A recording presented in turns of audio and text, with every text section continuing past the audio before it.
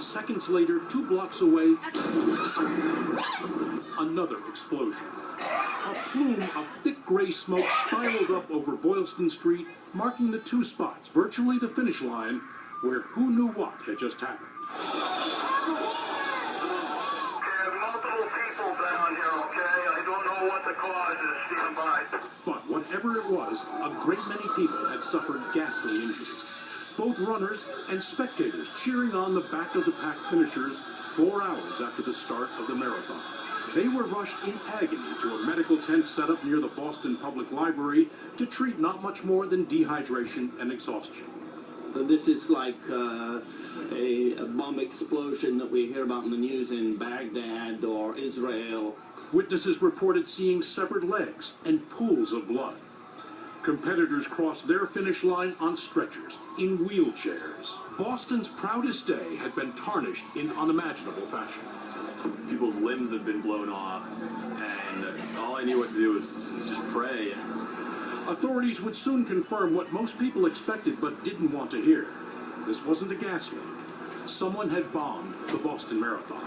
We are asking everybody to stay out of the perimeter of the explosions, about a 15-block area which has been secured by the state police. That is a crime scene right now.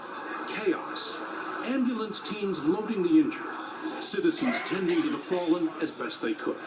Here on the final mile of a race that had been dedicated to the murdered children at the grade school in Newtown. At first it almost sounded like a cannon blast, but it felt so strong it literally almost blew my hat off. And everybody started running the other way. There were a few people that were running over towards them to help out the injured, and there were some really bad injuries. So people were very, very badly hurt. And it was carnage. It was just carnage.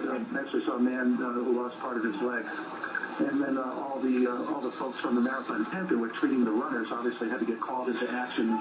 Inevitably, there was confusion.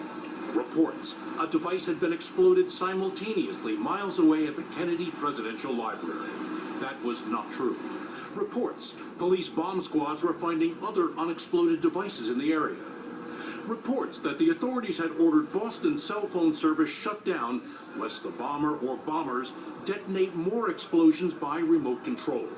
The rumor was untrue. The phones stayed up. Boston's fears rolled out like the shockwave of the twin blasts. Bostonians were advised to stay inside until the big picture cleared. Was this an ongoing attack? No